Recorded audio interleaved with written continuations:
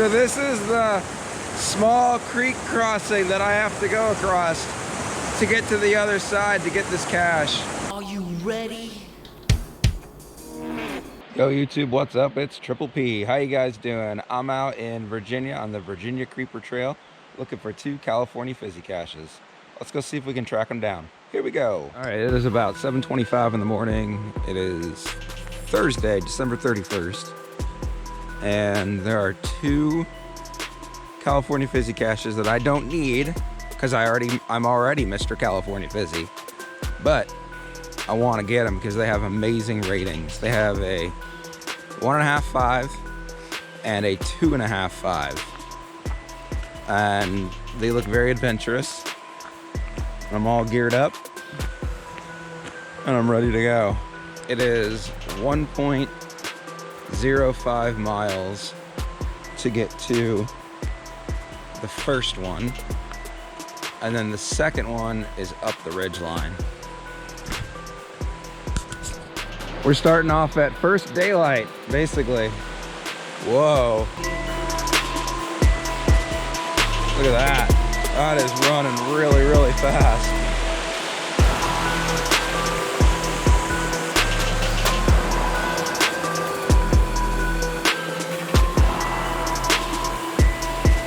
I think the temperatures are supposed to be in the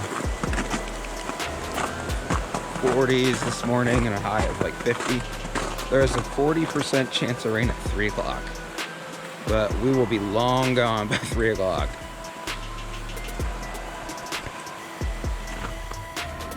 Okay, so the first cache is somewhere or has something to do with a waterfall, and I think it's some kind of bigger box. The last person to find it was in 2019.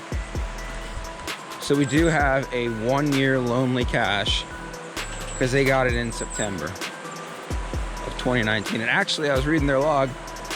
That was the cache that they needed to finish their California Fizzy. So how about that? Anyways, we're doing pretty good. I car camped right outside the trailhead here, so I was here all night. This trail is awesome so far. This is really stinking icy. Wow, look at that. Up and over the top, there's the water. It is moving really quick today. There's the other side.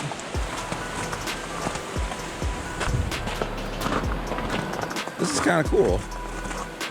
You don't often see a bridge that has ice on it like this. But given the fact that it's the last day of 2020, it makes sense. They had a humongous snowstorm come down here on Christmas Eve, and I think this area is still recovering from that enormous snowstorm. More rushing water as we make our way down towards the cache.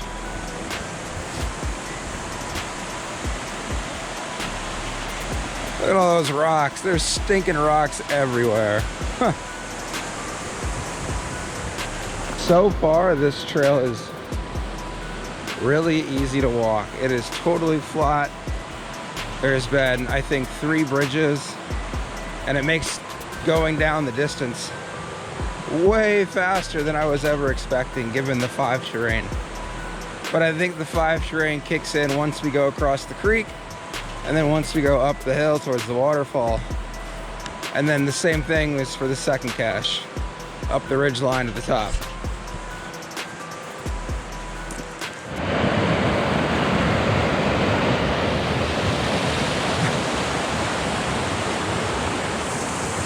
So this is the small creek crossing that I have to go across to get to the other side to get this cache. I don't think there's any way we're getting across. The water is so high. You'd have to swim across, and that's just not safe. I'll look around, but I just don't think it's gonna happen. All right, we made it to the other side of the creek through this bridge right here. And we went down those stairs, and now we're down this way. And I think we're just gonna hike along the creek here and try to get back towards the cache. Sounds like a good plan to me. Let's try that and see how it goes. Looks like other people have been down here. There's footprints.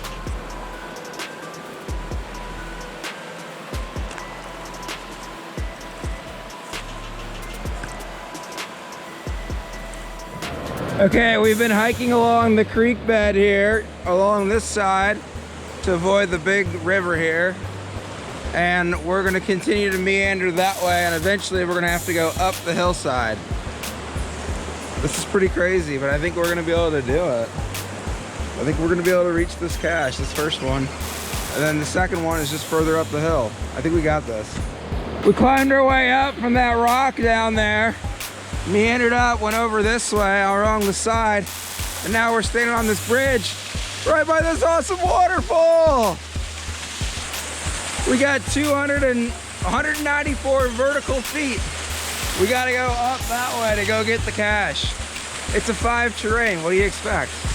All right, I've scrambled up all the boulders you see behind me, and we're almost there. We're like 48 vertical feet to go. I'm looking at this awesome waterfall. Look at that. That's incredible. Let's go see if we can make the grab now that we're that much closer. The rock scramble is really not that bad. You could actually go 4 points of contact pretty much all the way through. I would say the hardest part so far was the part along the river without going in or falling in. Okay, let's get to the cache.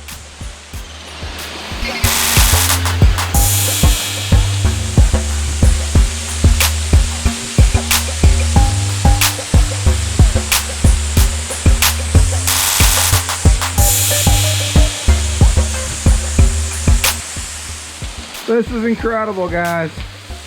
I'm totally dry. We climbed up the rock here. We went up here. Now we're here.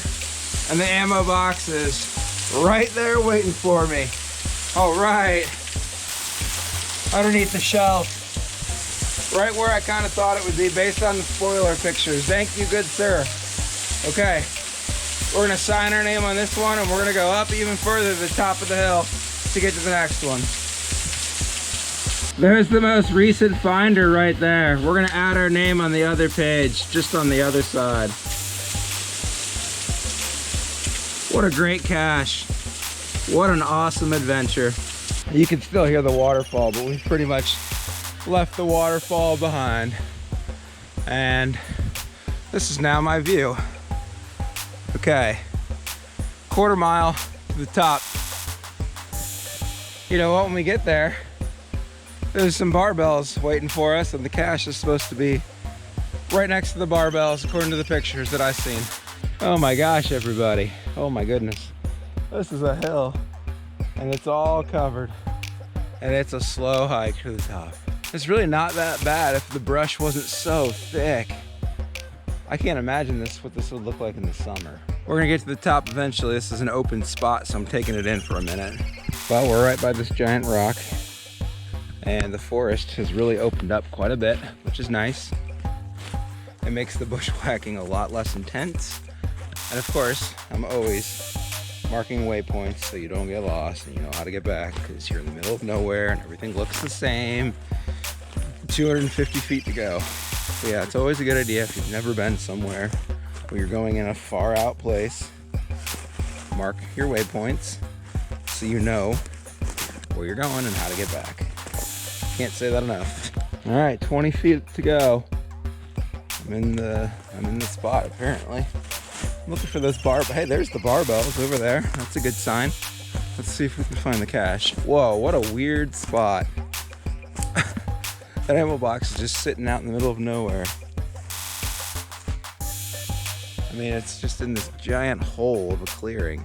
And there's the ammo box that we hiked so far and so long for. It's just sitting right here. Signature pose is another California Fizzy cache that I don't need, but I had to get because it's a rare DT, a 2.5.5. Amazing. All right, let's open it up and see what's inside of it, shall we? Because I didn't show the last one. And we have random trinkets. whatever that is. Night doe.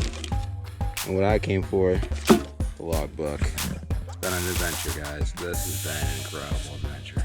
All right, guys, the waterfall right back here is where we're going to wrap up this adventure video. If you're not a Geocaching with Triple P subscriber yet, go ahead and hit that subscribe button so you can help me reach my sub goal of 100 subs. I'll see you guys out on the trail. Happy New Year.